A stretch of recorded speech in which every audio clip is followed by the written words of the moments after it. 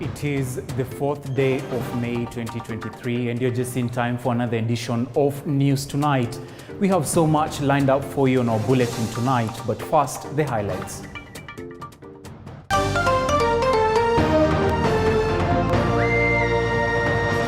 Tonight, government to burden Kenyans with more taxes. So nimesema tumebadilisha the contribution mechanism and the contribution formula. The state proposes to impose more tax on higher income earners in a bid to fund the national budget amid the ballooning public debt. Also tonight, court freezes properties worth more than 1.9 billion shillings belonging to embattled former Kiambu Governor Ferdinand Waititu. It is alleged Waititu acquired the property through fraudulent means. Plus, Azimio One Kenya leaders say they are ready for bipartisan talks. We are not interested in any deals other than open talks on issues we have made public. The leaders are demanding that the national dialogue process be expanded nationally.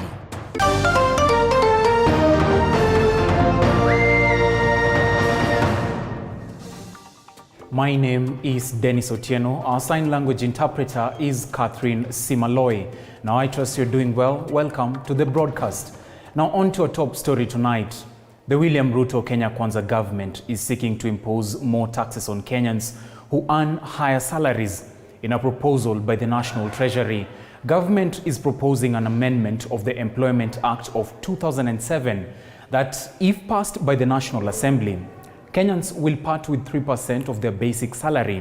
And for those earning more than 500,000 shillings and above, a 35% pay as you earn. The proposals to be channeled towards the housing levy. This proposed deduction follows earlier proposal by President Ruto to increase NSSF and NHIF contributions from Kenyans who are already struggling to make ends meet in the prevailing tough economy. Moige William with the details. The National Treasury is keen to collect more from Kenyans, proposing the Employment Act 2007 be amended and have 3% deduction on basic salary to cater for the National Housing Development Fund. According to Finance Bill 2023, an employer shall pay in respect of each employee 3% of the employee's monthly basic salary not exceeding 5,000 shillings a month. According to the bill, Treasury proposes that employees who qualify for affordable housing should have their contributions accrue and be used to finance the purchase of a house under the government's affordable housing plan. For those who are not eligible for the affordable housing program, Treasury is proposing 3 potential outcomes with the accrued savings for 7 years after their first deduction or upon retirement, whichever comes first. They include 1. Be allowed to transfer the accrued contributions to their retirement scheme. 2. Be allowed to transfer the same to a person eligible for the affordable housing program, or that they be allowed to transfer the same to their spouse or children or a dependent. And the final option is that they be allowed to draw out their contribution in cash, provided the amount will be included in their taxable income. Still on the salary beat, Treasury proposes to have individuals earning more than 500,000 shillings per month have the marginal payee tax rate moved from 30% to 35%. The proposals in the Financial Bill 2023 will greatly affect Kenyans in the tax bracket, taking note of previous proposals by President William Ruto to increase deductions from salaried Kenyans. President Ruto proposed an increase of the National Social Security Fund (NSSF) monthly deductions from the current 200 shillings to 6% of the total gross earnings of an employer. Ruto has been championing to have the country's change in savings schemes to bridge the investment saving deficit, primarily on the basis that the current rate is too low to accord one a decent living upon retirement. The president has also proposed an increase in the National Health Insurance Fund (NHIF) deductions. In his speech during the Labor Day celebrations, the head of state said the current rates in which salaried workers pay between 150 and 1,700 shillings, depending on their pay, will be phased out and replaced with a flat rate of 2.75 of gross income. Mimi mshahara yangu ni 1,000,000. Yule bodaboda mapato yake ni 5,000. Kuna ungwana pale kweli? So nimesema tumebadilisha the contribution mechanism and the contribution formula. Also, Kenyans will part with more to acquire some products, with the excise duty placed on some of the commodities, among them a 10% excise duty on imported phones, an excise duty of 5% subjected to wigs, human hair, false beards, eyebrows and eyelashes. For those advertising products related to betting and alcohol, either on TV, radio, print or billboard, the government proposes to impose a 15% excise duty. However, the Ruto government proposes to exempt VAT on liquefied petroleum gas, inputs of raw materials or fertilizer. Moige William, TV 47.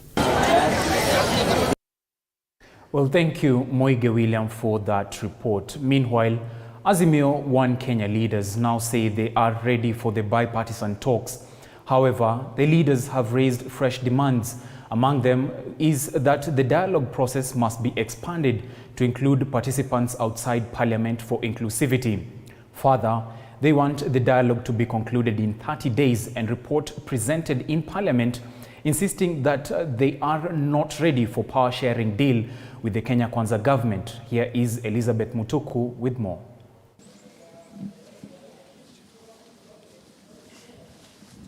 Addressing media on Thursday, Azimio team led by Raila Odinga gave a nod to the bipartisan talks in Parliament to commence, however, with fresh demands on expansion of the dialogue nationally to allow inclusivity and a structure which will create an avenue for inclusion of other outstanding constitutional issues to be canvassed in the talks. That the talks cannot be driven entirely and exclusively through a parliamentary process. There must be an avenue to be inclusive and to allow for the participation of players from outside Parliament in the talks. Such a structure, in our view, will create an avenue for the inclusion of other outstanding constitutional issues to be canvassed in the talks. We have instructed our delegates to raise this.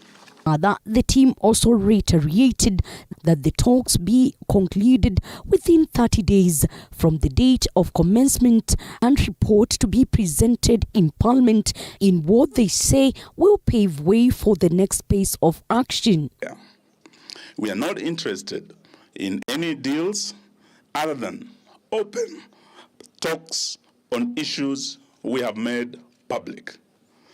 We have also instructed our delegates to make it clear that we cannot want these talks to go for longer than 30 days from the date of commencement. Raila and his team say other demands on the Kenya Kwanza government remain unchanged as they gear for the resumption of bipartisan talks, dismissing allegations by Kenya Kwanza government that they are keen on power sharing. Continue with our engagements with other people through town hall meetings and other avenues to continue educating our people on the issues as our delegates engage in the talks. On the withdrawal of security of 21 members of Parliament and attempts on the lives of Azimio core principals, among other leaders in the Azimio brigade, the team warned top government officials of intimidations, insisting that they remain unbowed. To mourn that police officer.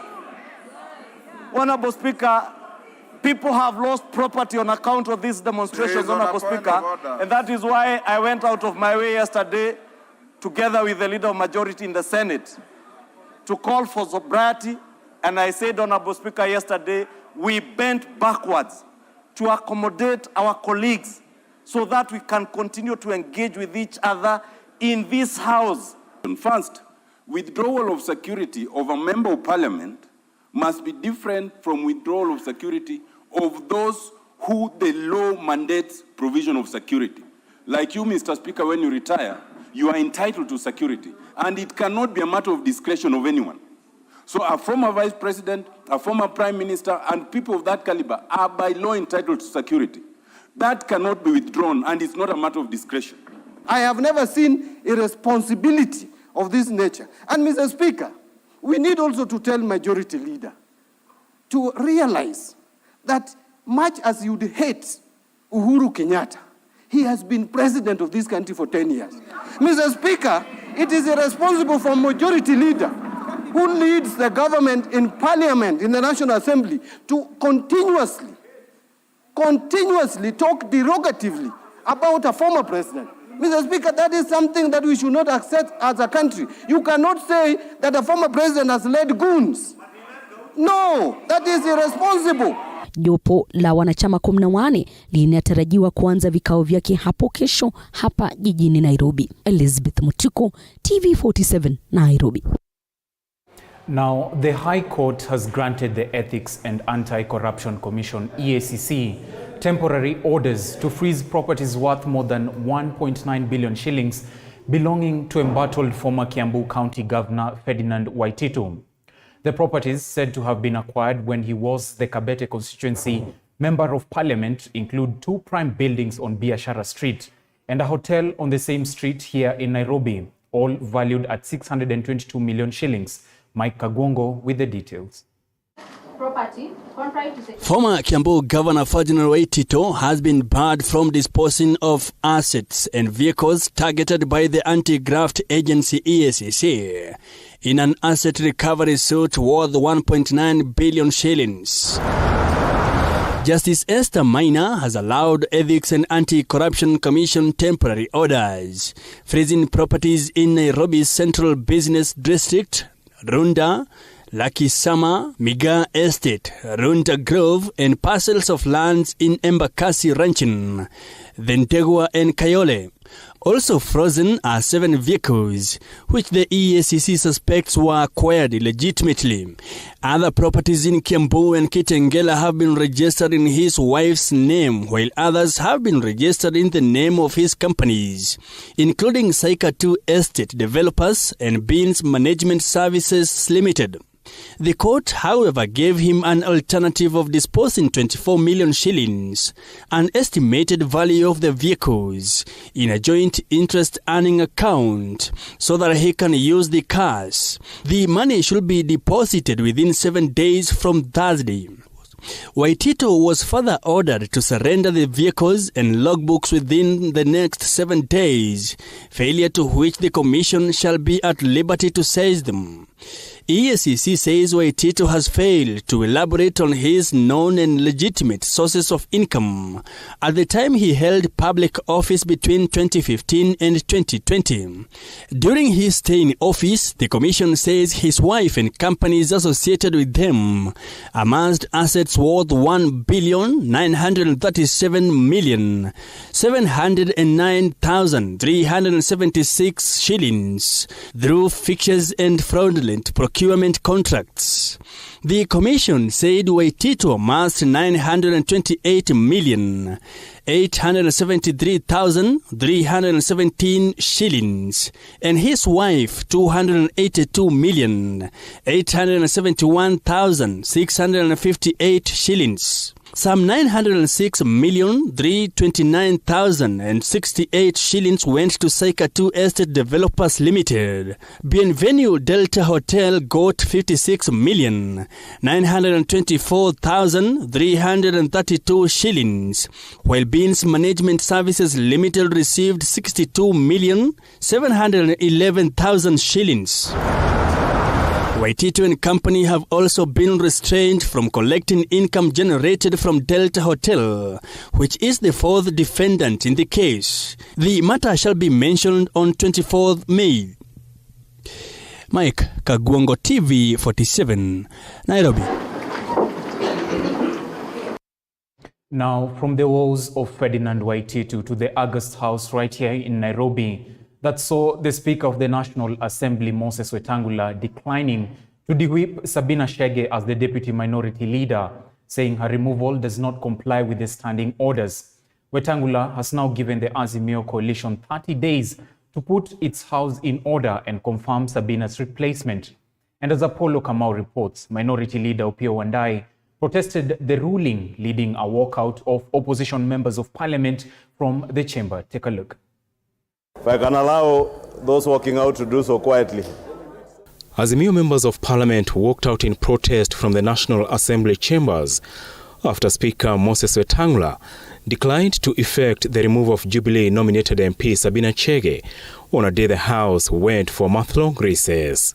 According to the Speaker, Azimio letter pushing for Sabina's removal failed to comply with the standing orders, which calls for replacement instead of removal. Your letter talks of removal. Removal is not replacement. Replacement is to take out one and put in the other. I have said that very clearly. And your right to do that has not been taken away. And you will not be engaged in either analyzing that you can do out there in the coffee shop, but not on the floor. The Speaker's decision that gave Sabina Chege another lifeline was contested by the opposition, which wanted her immediate replacement. The Speaker, with all due respect, we have a difficulty agreeing with that position.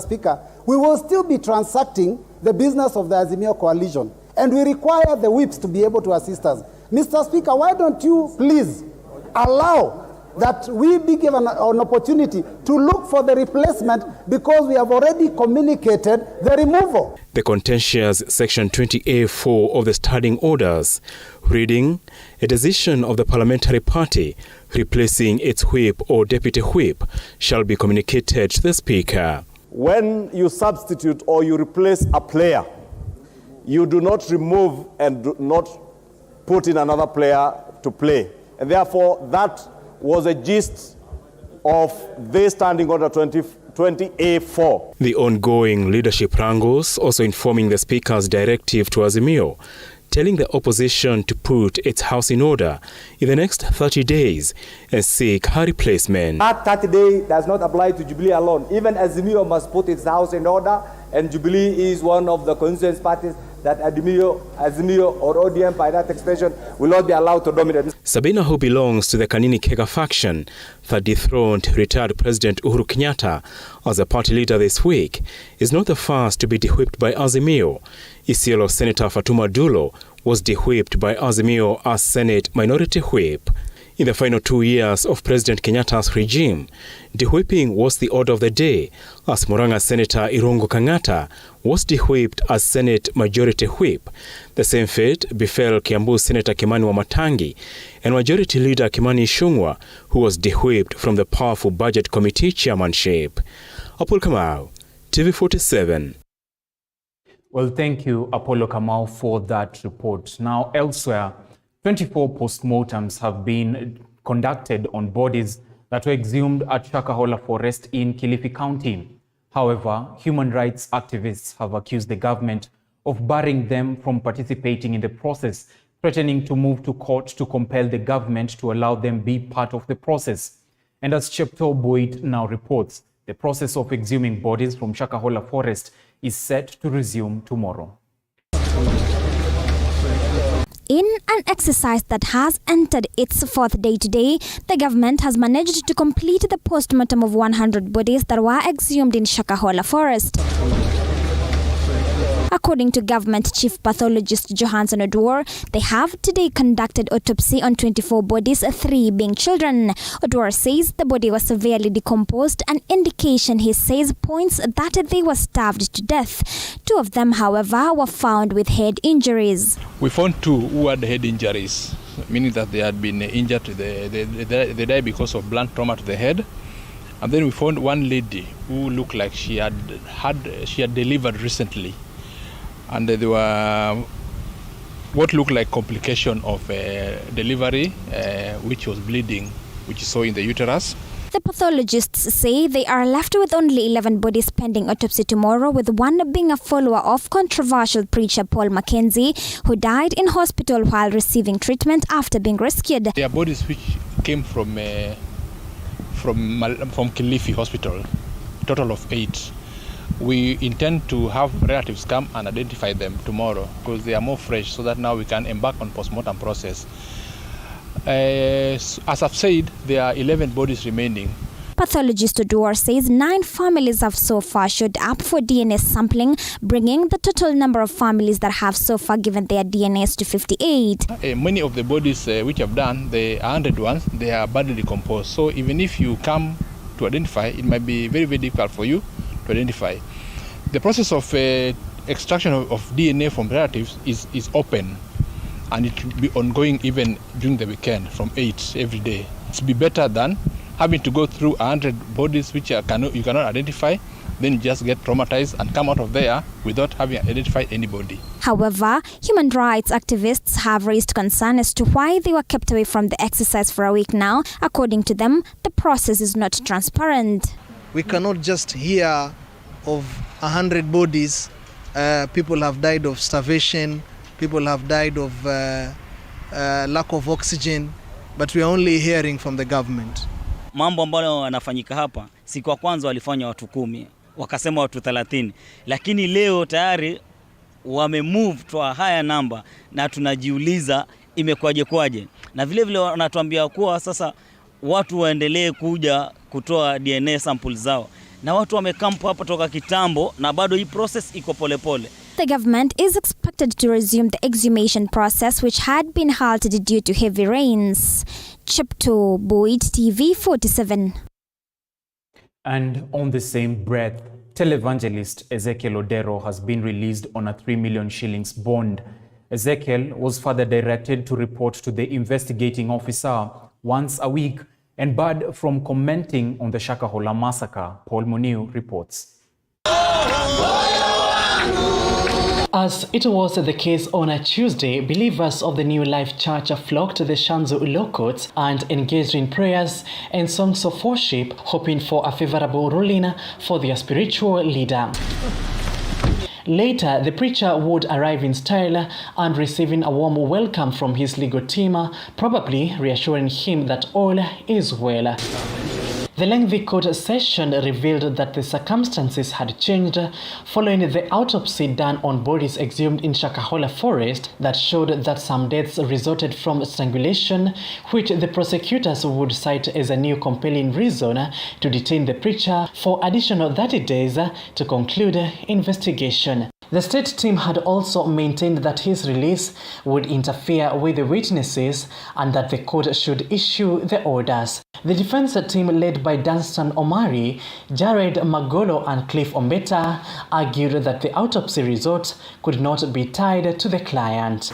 I think you are repeating what's in the affidavit. In his ruling, the senior magistrate Joe Omido stated that the state did not indicate proof that Pastor Ezekiel's release would hamper with the DNA sampling and testing, thus directing his release on a 3 million bond or a 1.5 million cash bail. The bond bail terms granted in the above shall subsist until the respondent is formally charged and or until investigations are concluded.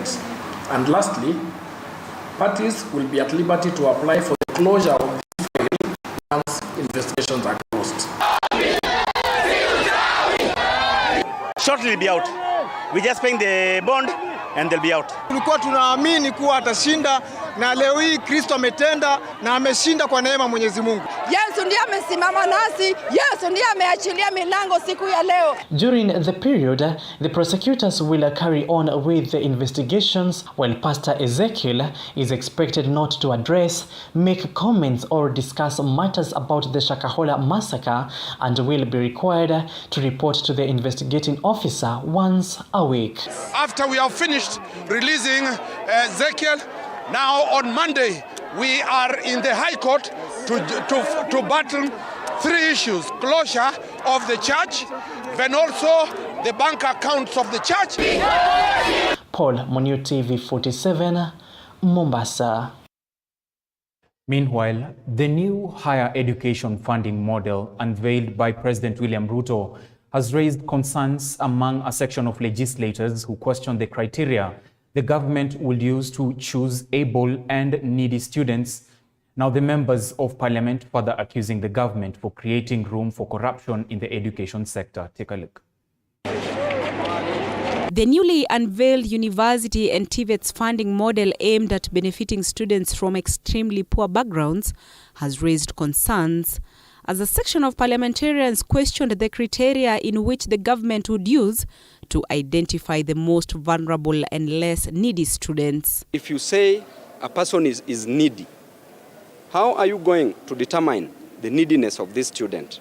Somebody could be having 2 parents but both parents are not working, that person is overqualified to be a needy and vulnerable student. The lawmakers saying that the funding model is prone to abuse as it lacks the necessary mechanisms for checks and balances. All students deserve full funding from the government. Rich students are studying abroad. Those studying locally are vulnerable and very needy. The government has just opened another mega corruption scheme where poor students will be asked for bribes in order to get full scholarships. There will also be tribalism, nepotism, and cronyism in determining who gets full scholarships and who don't. We will not allow this particular formula to continue to marginalize young students from poor backgrounds who have always been beneficiaries of the help.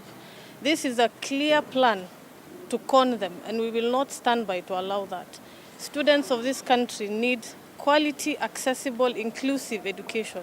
And when I say inclusive, I also speak for the deaf students, for the disability students. This as the Public Investments Committee on Governance and Education demanded that the government places all students qualified for university education in public institutions, a move they say will save the country in excess of 20 billion shillings. If you walked into a public university today and you look into the infrastructure, it's really deteriorated. If you walk into a private university, the infrastructure continue improving. Why? Because the revenue stream for universities is mainly the number of students. Education Cabinet Secretary Ezekiel Machogu, who appeared before the committee, was hard pressed to confirm if the government will shift policy and ensure all qualified students are placed in public universities.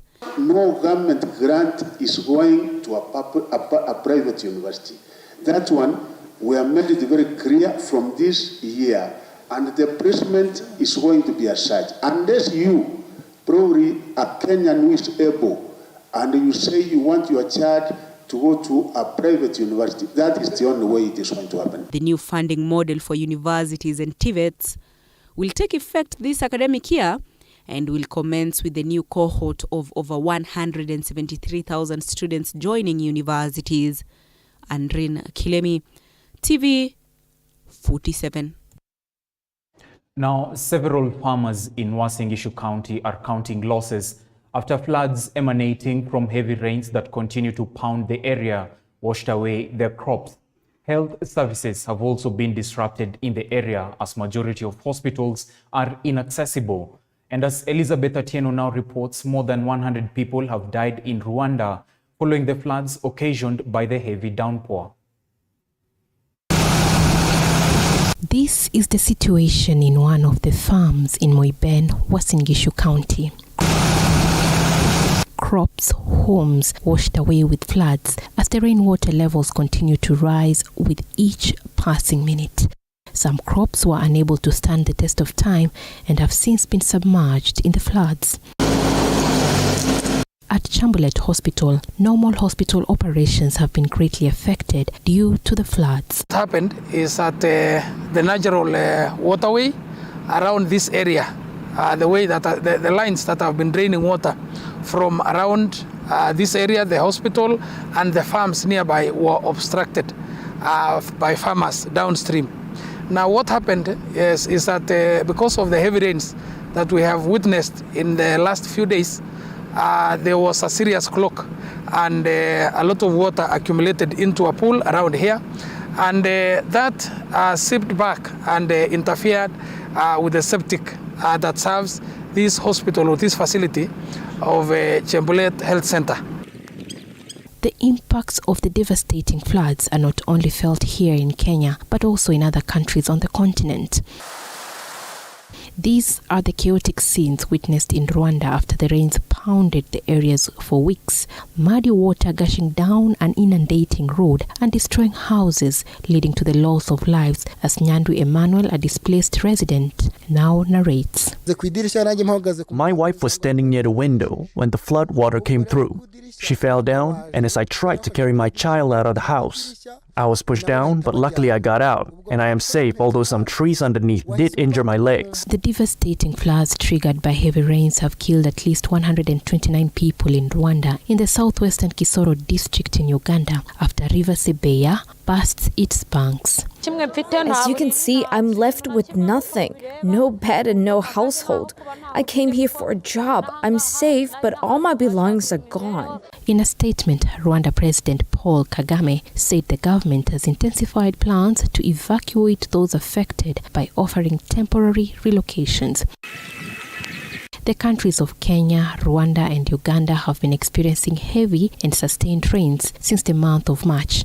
Landslides have been reported in other elevated areas of Uganda like Kasese near Mount Rwenzori, where homes have since been destroyed with hundreds of residents displaced. Elizabeth Atieno, TV 47. Now, on that note, we are due a short break, but don't go too far. We'll be right back with more news.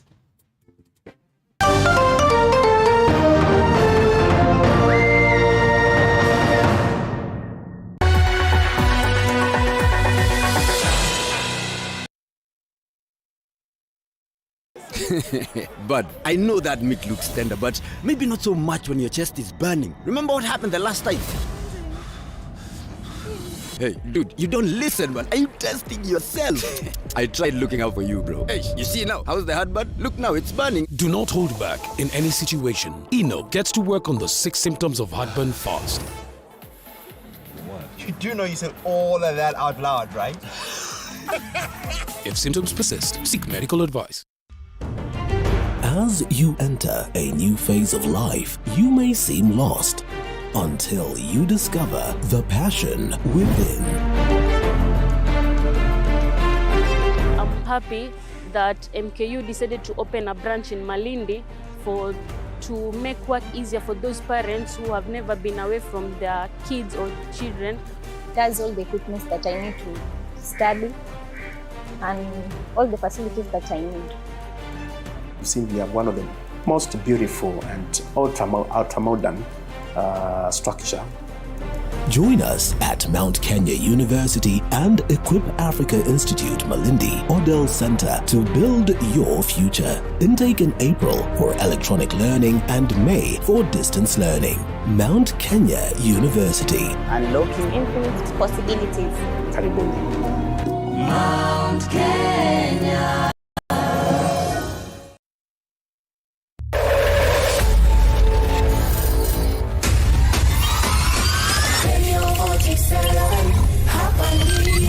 Radio 47 tuko nawe mchana kutwa na usiku kucha. 101.2 Kisumu. Hapa ndipo.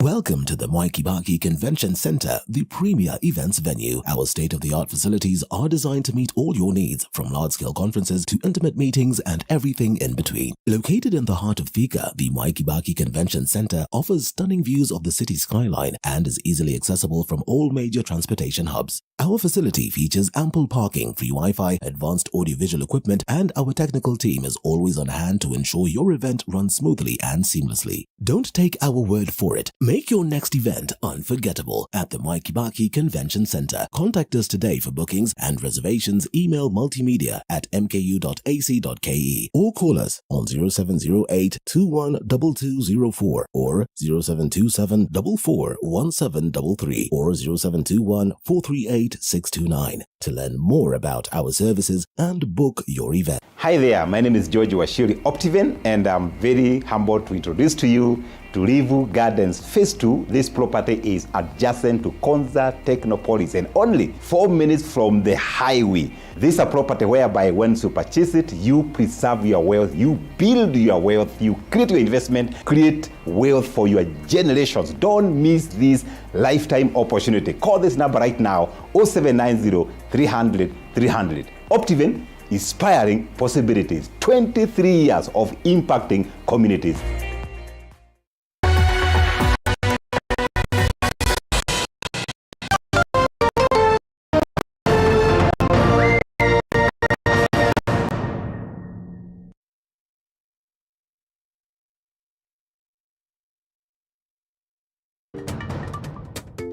Welcome back. Thank you for staying with us. Now let's continue with the turmoil in Sudan, where Kenyans living in Sudan are safe in the country, despite the exchange of fire between two military rival groups over power struggle trying to control the airport. Sudan ambassador to Kenya, Kamal Gubara, has urged other nationalities to move out of the country, or rather not to move out of the country, and that the embassy is ready to help when in need. However, the embassy has reiterated that talks between the two rival groups that will happen within 7 days in Saudi Arabia will basically focus on humanitarian aid. Paul Kirobi tells us more. For 3 weeks now, Sudan has been turned into a field of war. However, the Sudan ambassador to Kenya, Kamal Gubara, says Kenyans and other foreign nationals in the region are safe. In many areas, no need to evacuate, no need to leave the country. That is, we are saying for Sudanese and for others. Many areas are under control, but this decision is the decision of the person or persons who would like to leave. We will facilitate that in terms of giving clearance to aircrafts. These are talks between two rivals army, the Rapid Support Force led by Mohamed Hamdan Dagalo and the Sudanese Armed Forces led by General Abdel Fattah al-Burhan seems to be hanging on limbo. Speaking to media on Thursday, Kamal Gubara confirmed that talks that will be happening within 7 days window will majorly focus on humanitarian aid. The negotiation or the talks in Saudi Arabia, of course, it is a start. And as I said, humanitarian issues. And of course, having one national army is essential, not only for Sudan, but for any country. And this is the basic issue, which the refusal of it was a cause of this crisis.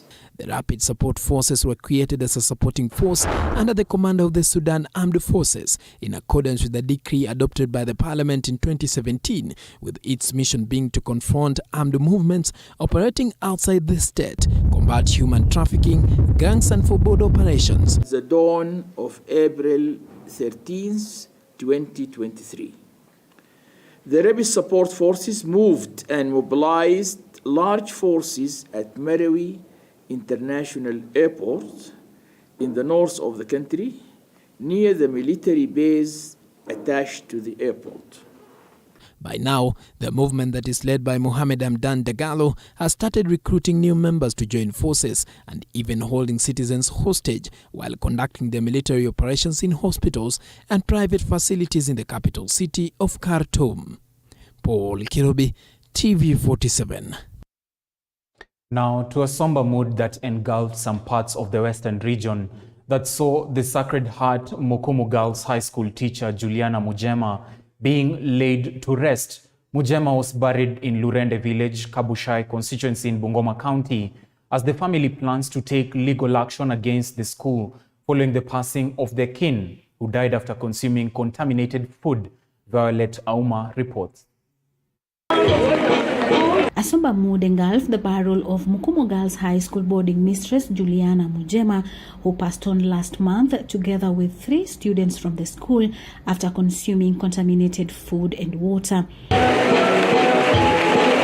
Today, family and friends gathered here to pay their last respects to Juliana. I have lost a mother. I have lost a sister. I have lost a best friend. I don't know what happened at Mukumu. I don't know. But one thing I will not buy, story, a government at salmonella and everything. The whole of the alimentary canal was burnt and corroded. The intestines were corroded.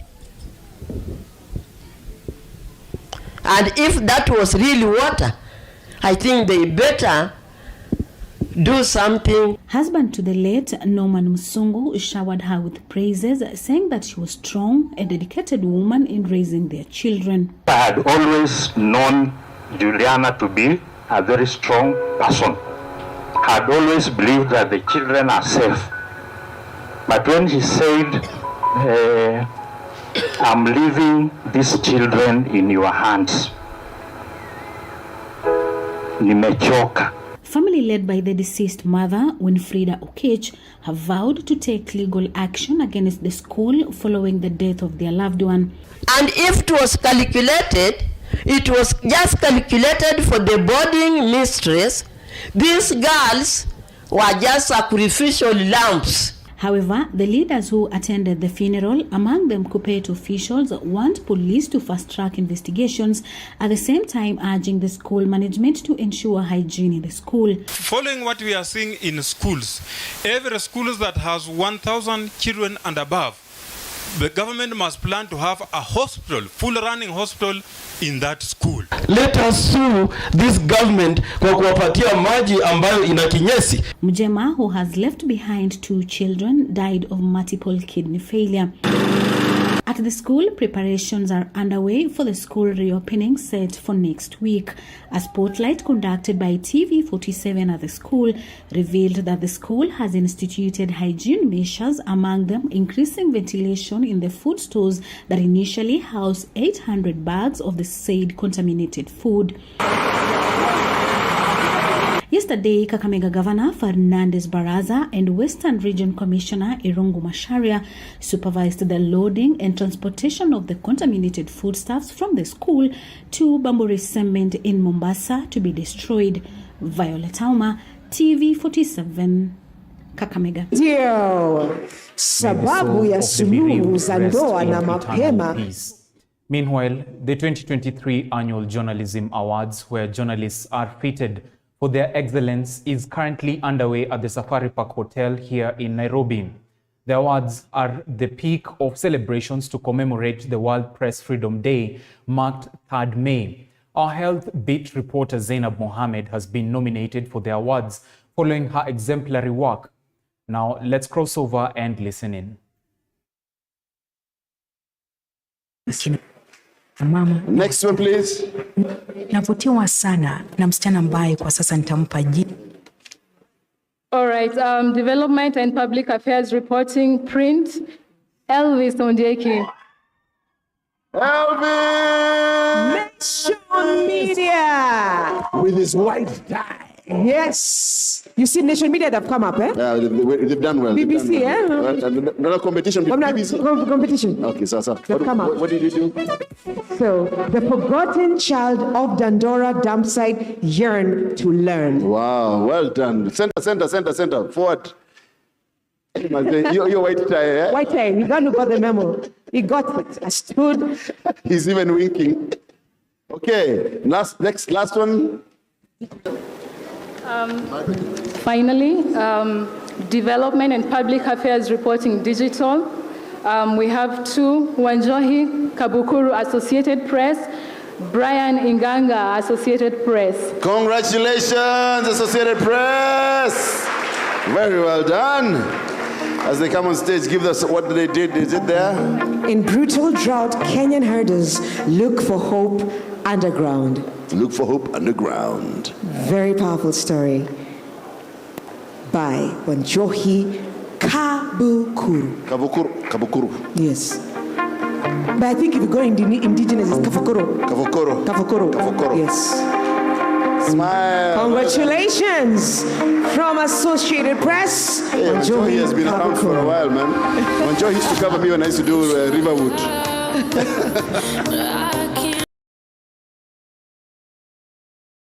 Digital, very much Patricia Joseph. Yes. Digital Economy and Business Reporting.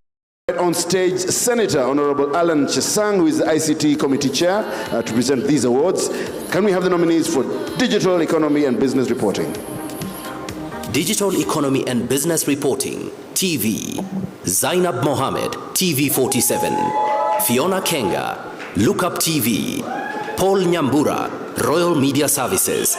Radio, Kenneth Wekesa, KBC Pwani FM. Karen Sisia, North Rift Radio. Faiz Abdallah, Royal Media Services. Print, Mbugwa Nganga, MediaMax Network Limited. Sylvia Muya, Nation Media Group. Graham Kajilwa, Standard Group. Digital, Shadrach Omuka, China Dialogue. Masi Tyra Murengu, MediaMax Network Limited. Peter Mburu, Nation Media Group. Go ahead, sir.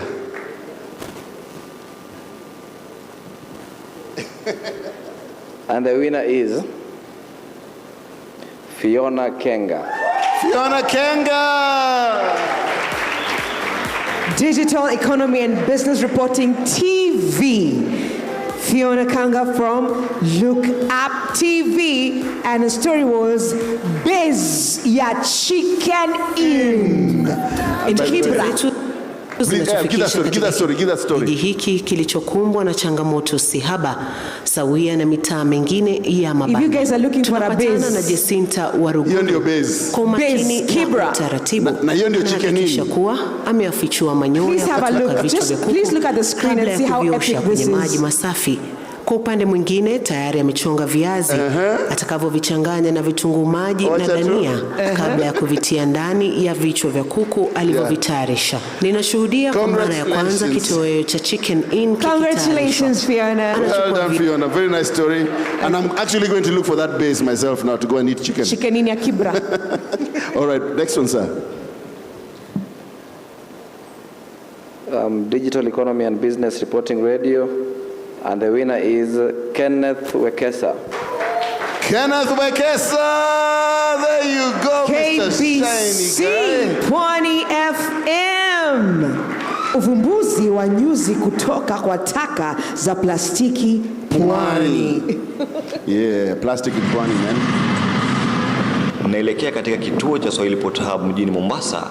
Look up. Smile, yes, thank you. Kundi la vijana wanne wanaojulikana kama. Thank you very much. Next, sir. Congratulations, Mr. Pwani. Nalohusisha wanafunzi wa vyuo vikuu.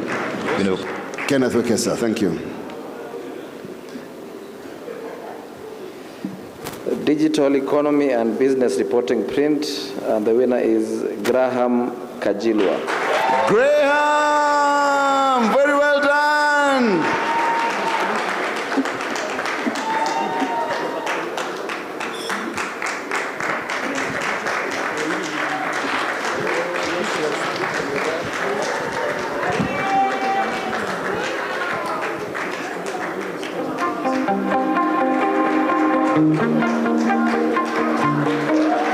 Well done. Hold your trophy, boss.